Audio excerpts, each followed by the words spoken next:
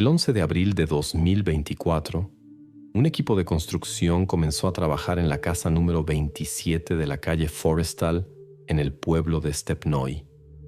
Necesitaban reemplazar el viejo piso parcialmente podrido de la cocina. Los trabajadores desmontaron las tablas, pero cuando quitaron el viejo armario de la pared del fondo, descubrieron una trampilla oculta de 60 por 60 centímetros. Debajo había un pequeño nicho de solo unos 80 centímetros de profundidad. En el fondo yacían los restos de Anton K. de 7 años, atado con un cable metálico por la pierna a una tubería de calefacción. Allí mismo, entre viejas virutas de madera, los criminalistas encontraron una cuchara de plástico. Los padres de Anton, Sergei K. e Irina K., inmediatamente dijeron a la policía que Anton había estado en casa de su abuela durante un mes. Sin embargo, el examen médico confirmó que los últimos signos de vida de Anton se registraron no antes de principios de marzo. Esto significaba que el niño no había abandonado la casa y los padres ocultaban su paradero por razones desconocidas. Los operativos comenzaron a examinar los detalles. El cable con el que Anton estaba atado había sido asegurado con un candado en la tubería de calefacción. El candado mismo estaba intacto y sin daños. Esto significaba que Anton no podía liberarse por sí mismo y extraños no podían intervenir sin la llave. Los criminalistas notaron virutas de madera frescas en el suelo del sótano. En el patio de la casa se encontró un cobertizo en el que había una motosierra usada recientemente. La grasa de la cadena de la motosierra no había tenido tiempo de secarse, lo que indicaba que los trabajos de cierre o apertura del sótano habían sido realizados recientemente. También los investigadores registraron fragmentos microscópicos de nuevo linóleo en los bordes de la trampilla, que coincidían exactamente con el lote comprado por la familia en febrero de 2024 en la tienda Stroy Market. Este hallazgo confirmaba las palabras de la madre sobre trabajos de renovación recientes, pero intensificaba las sospechas de un intento consciente de ocultar la existencia misma del nicho bajo el piso de la cocina. La investigación comenzó a verificar a los vecinos y el círculo social de la familia. En las primeras etapas, la atención se centró en dos figuras: el padre del niño, Sergei K., y el vecino Víctor P. Sergei K., hombre de 35 años, trabajaba como conductor de camión. Los vecinos lo describían como una persona silenciosa y reservada, que casi no tenía contacto con los residentes locales. La policía no había tenido quejas contra él anteriormente, pero en ese momento permanecía bajo estrecha vigilancia. Víctor P., vecino de la familia, era conocido por las fuerzas del orden desde hacía tiempo. En el pasado había tenido problemas con la ley por robos y conflictos domésticos. Además, los vecinos recordaron que Víctor había tenido conflictos repetidos con la familia de Anton y las relaciones eran tensas. El 5 de marzo, el pensionista Mikhail Z., que vivía en la casa de enfrente, comunicó información importante a la policía. Había escuchado a Víctor discutir fuertemente con alguien pequeño y supuso que podría haber sido Anton. Este testimonio parecía significativo y la policía comenzó rápidamente a verificar a Víctor. Sin embargo, pronto la investigación recibió confirmación documental de que Víctor P. no podía estar involucrado. Durante el periodo del 4 al 10 de marzo estuvo en el centro de detención temporal por gamberrismo. Los expertos confirmaron que no había ADN de extraños en el cable y en el sótano. Este hecho excluía completamente la versión de la participación de Víctor en este caso. La primera sospecha se desplomó casi inmediatamente y la investigación cambió su atención a la familia de Anton. La policía se enfrentó a un hecho obvio. Solo los miembros de la familia K podían controlar el acceso a la trampilla y la cadena.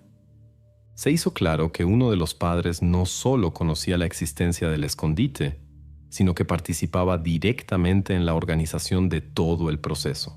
Ahora era necesario entender quién exactamente de los cónyuges engañaba conscientemente a los que los rodeaban y por qué ninguno de los vecinos durante todo el mes había notado la desaparición de Anton. Los investigadores se dirigieron a la documentación médica y escolar de la familia para aclarar la situación dentro de la casa.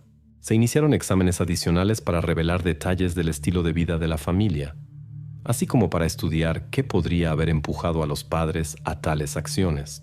La versión de una coincidencia accidental de circunstancias ya había caído completamente. El foco de la investigación se desplazó bruscamente de los sospechosos externos al interior de la familia K. La investigación declaró oficialmente que la versión de interferencia externa estaba excluida. Los vecinos ahora percibían a la familia de manera diferente que antes, preguntándose qué circunstancias dentro de la casa podrían haber llevado a tal desenlace. La investigación entró en una nueva etapa. Ahora los operativos tenían que entender cómo y por qué la familia K ocultaba a Anton, quién exactamente tenía la llave del candado en el cable y por qué esto se ocultaba con tanto cuidado. Todos los hilos de la investigación convergieron en un punto, dentro del círculo familiar, que a primera vista parecía bastante ordinario. Ahora los investigadores necesitaban entender los motivos y acciones de los miembros de la familia. Había mucho trabajo minucioso por delante, pero una cosa estaba clara inmediatamente. El misterio no yacía en el entorno, ni en conflictos accidentales con vecinos, sino directamente dentro de la casa misma. En este momento, la investigación solo comenzaba a tomar contornos claros, y era necesario para los investigadores estudiar cuidadosamente cada detalle de la vida de esta familia, para entender cómo los eventos llevaron al terrible hallazgo bajo las tablas del piso de la cocina. La investigación comenzó a estudiar cuidadosamente la extraña compra realizada por Sergei K. el 29 de febrero de 2024, 5 días antes de la inspección inesperada de empleados de protección social. En el recibo de la tienda Stroy Market, hecho a nombre de Irina K., figuraban 3 artículos: cable de acero de 5 milímetros de diámetro, candado y un pedazo de linóleo de 2 por 3 metros. Las cámaras de video dentro del salón comercial registraron exclusivamente a Sergei, tranquilamente colocando estos objetos en el carrito y pagando en efectivo en la caja. Los operativos volvieron a verificar los datos del lector de ruta instalado en la carretera federal R-176. El registro coincidía completamente con la ruta desde la casa de Sergei hasta la tienda y de vuelta. Sergei recorrió 18 kilómetros en su automóvil VAZ, 2112 exactamente en 25 minutos en cada dirección. La policía obtuvo confirmaciones directas de que precisamente él había adquirido los materiales para el futuro escondite. En el interrogatorio que tuvo lugar el 12 de abril, Sergei respondía con confianza y naturalidad. A la pregunta del investigador sobre los objetivos de la compra, explicó que el cable estaba destinado para la reparación del pozo y planeaba usar el linóleo en el invernadero de su terreno. El grupo operativo inmediatamente se dirigió para verificar lo declarado. El pozo fue examinado por empleados del Ministerio de Situaciones de Emergencia. Resultó estar completamente intacto, y el viejo invernadero que estaba en el patio trasero había sido desmontado en el otoño del año anterior. Así, la versión propuesta por Sergei se desplomó inmediatamente. Los expertos criminalistas establecieron rápidamente otro detalle importante. Sergei afirmaba que después de la compra el cable había estado en el cobertizo y no lo habían usado, pero partículas microscópicas del nuevo linóleo del mismo lote que se encontró en la trampilla del sótano también resultaron estar en el cable mismo. Esto significaba que el cable había sido usado ya después de la colocación del nuevo revestimiento dentro de la casa, directamente en el sótano. Los investigadores continuaron cavando más profundo y descubrieron que la hoja de nuevo linóleo había sido colocada directamente sobre el viejo. Esto se había hecho especialmente para enmascarar el corte fresco del marco de la trampilla. Así, la investigación llegó a una conclusión firme. Sergei no simplemente decidió impulsivamente cambiar algo en la casa. Compró materiales de manera dirigida, planificó cuidadosamente las acciones y conscientemente ocultó las huellas, para que ningún extraño pudiera notar la habitación oculta. El investigador interrogó nuevamente a Sergei sobre las nuevas pruebas. Ahora Sergei no pudo explicar por qué las huellas de linóleo aparecieron en el cable, aunque anteriormente insistía en que no había llevado el cable a la casa. Comenzó a confundirse en los detalles y a referirse confusamente al olvido, lo que solo intensificó las sospechas de los operativos. Sin embargo, no llegaron reconocimientos directos o explicaciones de Sergei al respecto. El grupo investigativo obtuvo datos del operador móvil de la familia K, Se descubrió que el 29 de febrero, exactamente el día de la compra, llegó al teléfono de Irina una notificación SMS del Servicio de Protección Social sobre una inspección planificada. La inspección debía realizarse el 5 de marzo. Precisamente en ese momento se compraron los materiales necesarios para crear el escondite. Para los investigadores era obvio. Sergei conocía la inspección venidera por adelantado y rápidamente tomó medidas para ocultar algo importante de los trabajadores sociales. Inicialmente, Sergei afirmaba que el cable había sido adquirido exclusivamente para necesidades domésticas y nunca había abandonado el cobertizo. La experticia de los criminalistas refutó completamente esta declaración. El cable claramente había sido usado dentro de la casa y era una parte integral de la construcción de la trampilla y el sótano. Esto se convirtió en otra prueba de la mentira directa de Sergei y destruyó definitivamente su versión. La investigación llegó a la conclusión de que el sótano no era un lugar accidental. No surgió espontáneamente y no apareció simplemente como resultado de una renovación. Era un espacio pensado, planificado, especialmente destinado para ocultar a Anton. La construcción y las dimensiones del nicho fueron hechas precisamente para retención, y el candado y el cable aseguraban la imposibilidad de escapar sin intervención externa. Los empleados de la policía examinaron una vez más cuidadosamente las instalaciones de la cocina y documentaron los detalles del sótano oculto. Se prestó especial atención al hecho de que nadie, excepto la familia, tenía posibilidad de acceso a la casa y mucho menos a la llave del candado. Todos estos hechos confirmaron la suposición de que la creación del escondite fue una acción consciente y meditada, y Sergei se convirtió en su principal organizador. Ahora la investigación se adhería firmemente a una versión. Todo lo que pasó en la casa número 27 de la calle Forestal fue un evento planificado, no una tragedia accidental. El ángulo de la investigación se desplazó hacia el esclarecimiento de los motivos de la familia K y el papel de cada uno de sus miembros en la organización y realización de lo concebido. Los operativos se preparaban para estudiar más profundamente la personalidad de Irina, ya que las compras formalmente estaban registradas precisamente a su nombre, y Sergei claramente trataba de minimizar su participación en la organización de este evento. Mientras tanto, los operativos continuaban registrando cada acción de Sergei, estudiando cuidadosamente su comportamiento y entorno. Todo indicaba que el plan principal había sido concebido precisamente por él y realizado de manera máximamente fría y calculada, sin señales obvias para los que lo rodeaban o cambios en el comportamiento. La atención de los investigadores se trasladó a una circunstancia extraña. Nadie había visto a Anton durante un mes entero, aunque los padres aseguraban que había abandonado la casa la mañana del 5 de marzo. Parecería que en un pequeño pueblo tal desaparición debería haber llamado la atención de vecinos, maestros o alguien más.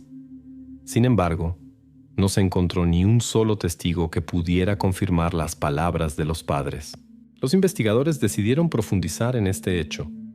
Comenzó un análisis detallado de la actividad telefónica de Irina. En su teléfono se encontraron 18 mensajes SMS enviados en el periodo del 6 al 8 de marzo a la abuela de Anton, Marina K. Los textos de los mensajes se veían bastante ordinarios, tales como los que podría enviar un niño: peticiones, respuestas cortas, emoticones e incluso deseos de buenas noches. Sin embargo, la verificación de geoetiquetas por Cell ID, automáticamente adjuntadas por el operador a cada mensaje, mostró algo extraño. Todos los mensajes supuestamente enviados por Anton fueron enviados desde la casa de la familia K. Esto contradecía las afirmaciones de los padres de que Anton ya estaba en casa de la abuela cuando enviaba estos SMS. Los operativos urgentemente contactaron a la abuela, Marina K., pensionista de 58 años, que vivía separada de la familia en una región vecina. Su estatus en el caso fue oficialmente establecido como testigo externo. Marina presentó a la investigación una coartada de hierro. Todo marzo lo pasó en Tatarstan, a 600 kilómetros de Stepnoy. El boleto de tren número 749.312, recibos de gasolineras y cámaras de video de la carretera M7 confirmaron sus palabras. El investigador nuevamente citó a Irina para interrogatorio. Su explicación tranquila causó duda. Afirmaba que Anton había escrito todos los mensajes por adelantado y pidió enviarlos después. El investigador señaló la facturación detallada del operador móvil MTS. El primer mensaje del teléfono de la madre salió la mañana del 6 de marzo a las 10:12, ya después de que los padres afirmaran que Anton estaba en camino hacia la abuela. Irina no pudo explicar esta inconsistencia y dijo que posiblemente había confundido las fechas.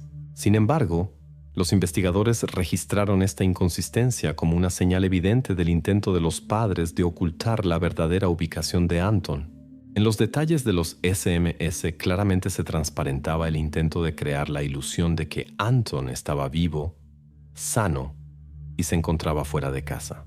Por un breve momento, los operativos admitieron la posibilidad de que Anton pudiera haber abandonado la casa independientemente y estar escondiéndose en algún lugar del pueblo. Para verificar esta versión llegó a Stepnoy un grupo sinológico.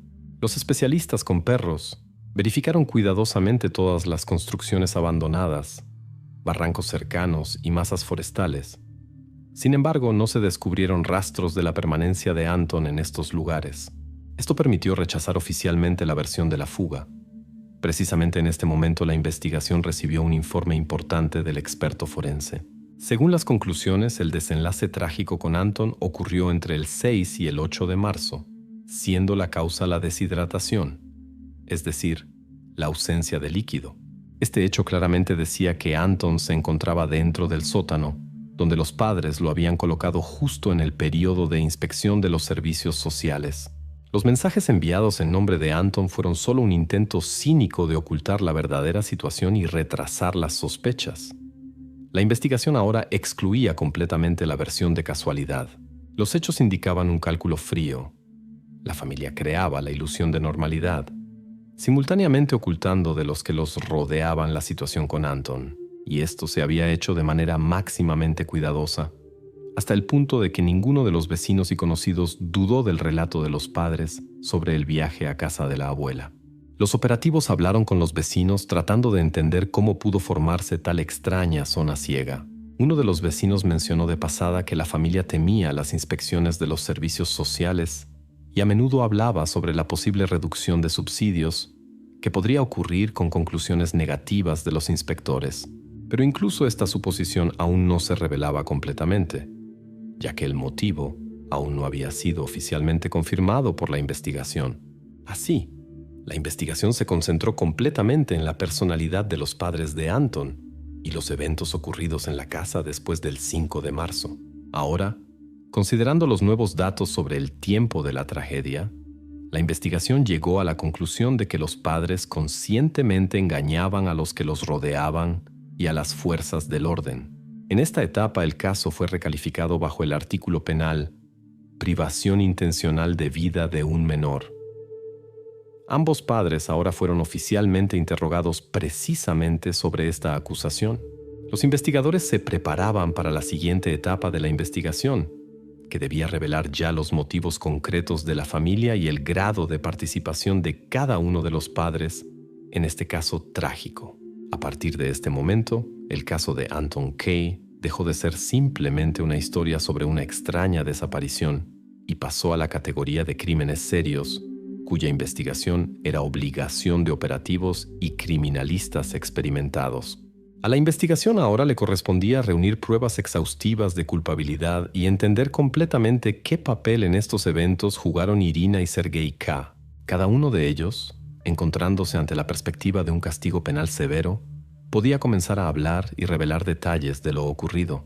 Pero esto ya era asunto de los siguientes interrogatorios, en los cuales debían sonar las principales confesiones.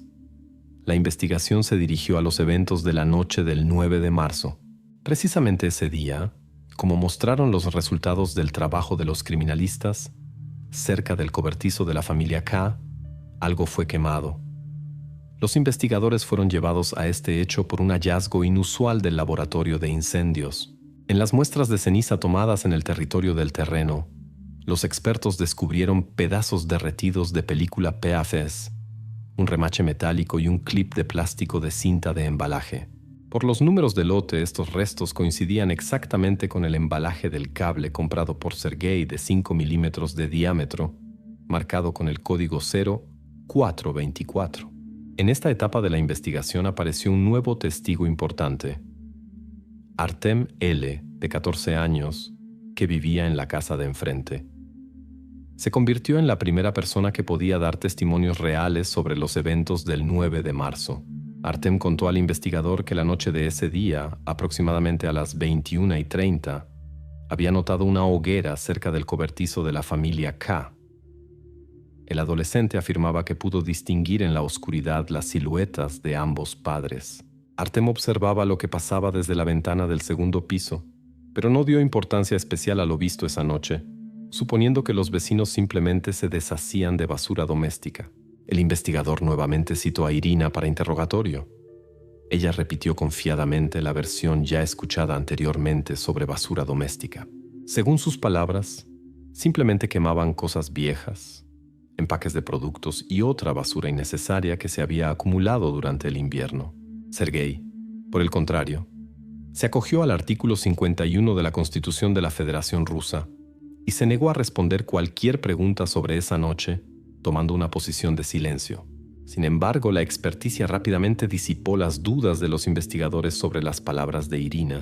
Con ayuda de espectroscopía FTIR, se logró establecer que entre el material quemado estaban la película de embalaje y etiquetas de ese mismo linóleo que había sido adquirido el 29 de febrero y colocado en la cocina de la casa K. El hecho de la destrucción de los empaques fue registrado por la investigación como una acción consciente dirigida a borrar las huellas de la compra.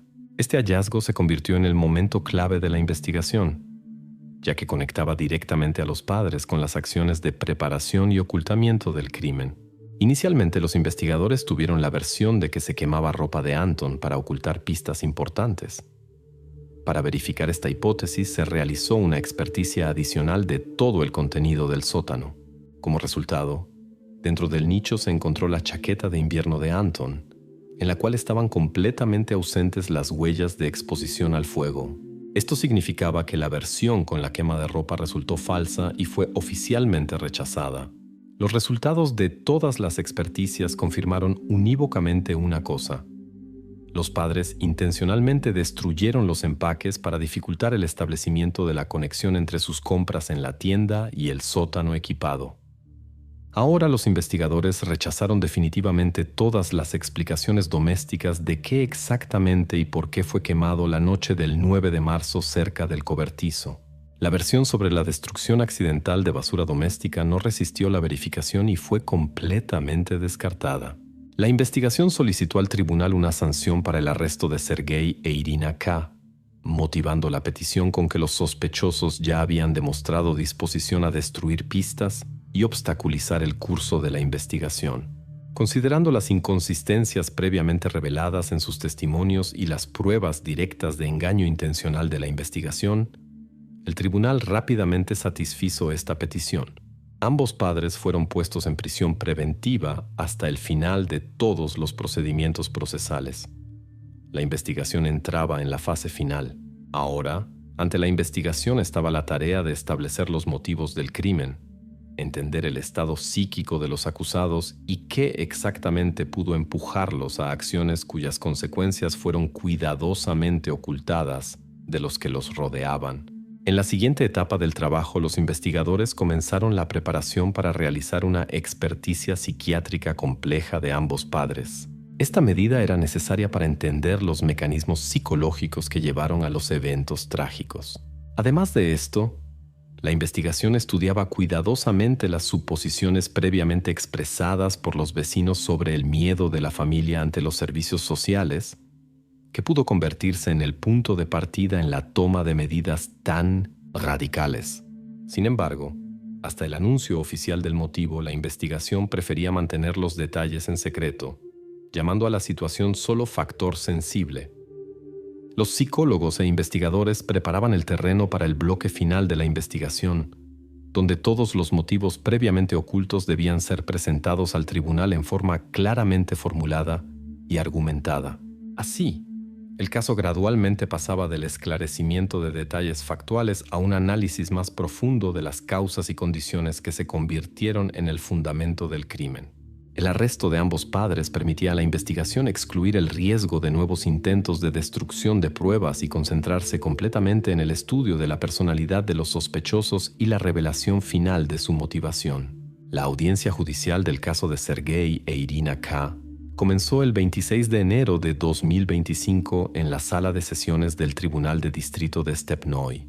Durante toda la investigación, los operativos cuidadosamente reunieron detalles de los eventos ocurridos a principios de marzo del año anterior. El comité investigativo oficialmente llegó a una conclusión final establecida en los materiales del caso penal.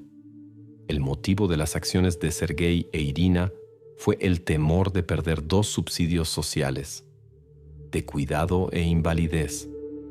Como estableció la investigación, la mañana del 5 de marzo de 2024, aproximadamente a las 9:30, Sergei e Irina conjuntamente colocaron al niño Anton de 7 años en el sótano preparado con anticipación bajo el piso de la cocina, después de lo cual Sergei lo aseguró con cable metálico a la tubería de calefacción. Luego la trampilla fue cerrada herméticamente. Encima se extendió el pedazo de linóleo recientemente adquirido y arriba se colocó un armario pesado. Los padres planeaban que la inspección de los servicios sociales pasaría rápidamente y sin consecuencias, después de lo cual Anton podría ser liberado de vuelta. En el tribunal, el fiscal expuso detalladamente toda la cadena de pruebas. Primero se presentaron las imágenes de grabación de video de la cámara de la tienda Stroy Market, donde Sergei está claramente registrado comprando el cable, candado y linóleo. Luego se presentaron los resultados de la experticia técnica de incendios, que confirmaba el hecho de la destrucción consciente del embalaje de estos materiales cerca del cobertizo de la casa la noche del 9 de marzo. No menos convincente prueba se convirtieron los datos del operador móvil sobre los mensajes SMS enviados por Irina en nombre de Anton desde su teléfono personal. Los datos de geolocalización claramente indicaban la casa de la familia K en el momento del envío de mensajes.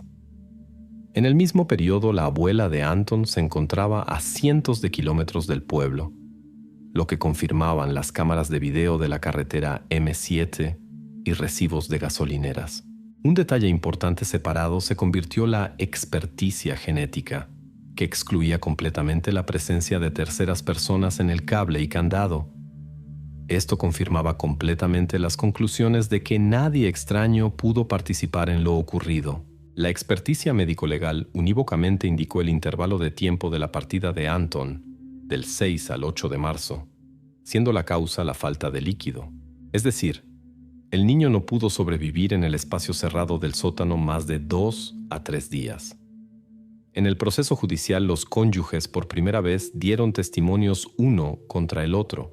Sergei abiertamente declaró que precisamente Irina insistía en esconder a Anton antes de la inspección, temiendo perder los importantes subsidios. Subrayó que no pensaba que todo resultaría de tal manera. Irina, a su vez, declaró que estaba segura del carácter a corto plazo de la situación. Pensé que la inspección terminaría en 1 o 2 horas y inmediatamente lo liberaríamos de vuelta. El tribunal percibió estos testimonios como un intento de trasladar la responsabilidad uno al otro. Sin embargo, esto no cambió la calificación del crimen. La parte final de la audiencia judicial fue dedicada al anuncio de las conclusiones de la experticia psiquiátrica compleja realizada en el FGBNU, nombre de Serbsky. Los médicos oficialmente concluyeron: Sergei e Irina K. son absolutamente imputables. No se descubrieron signos de trastorno psíquico o estado de afecto que pudieran atenuar la responsabilidad. Sus acciones tenían carácter racional y completamente consciente. El veredicto final el juez lo leyó en completo silencio de los presentes en la sala. Sergei K. e Irina K. fueron reconocidos culpables según el punto URE de la parte 2 del artículo 105 del Código Penal de la Federación Rusa, asesinato de persona menor de edad, cometido por grupo de personas según acuerdo previo. Sergei K. Fue sentenciado a 20 años de privación de libertad con cumplimiento de la pena en colonia de régimen estricto. Irina K. recibió castigo en forma de 18 años de privación de libertad también en colonia de régimen estricto. Después del anuncio del veredicto, el juez cerró la sesión. Los alguaciles sacaron a los acusados de la sala. Unos minutos después de esto, la puerta de hierro de la celda se cerró tras ellos, cortándolos completamente de su vida anterior. Nadie más miró atrás. Después de la conclusión del proceso judicial, en los materiales de la investigación quedaron algunos detalles no completamente aclarados. Los criminalistas registraron en el marco de madera de la trampilla varios cortes viejos que era imposible datar con precisión. Estos cortes podían testimoniar que el sótano había sido usado para retener a Anton también anteriormente. Sin embargo, no se obtuvo confirmación documental final de esto, y oficialmente esta información quedó sin respuesta. Así, la investigación completa e incondicionalmente probó la identidad de los criminales, el motivo y método de comisión del crimen, refutando todas las versiones falsas previamente surgidas. Sin embargo, la pregunta de si esta fue la primera y única vez de uso del sótano en la casa de la calle Forestal para tales propósitos quedó en la categoría de hechos oficialmente no revelados. Con esto, el caso número 247-24 fue oficialmente cerrado.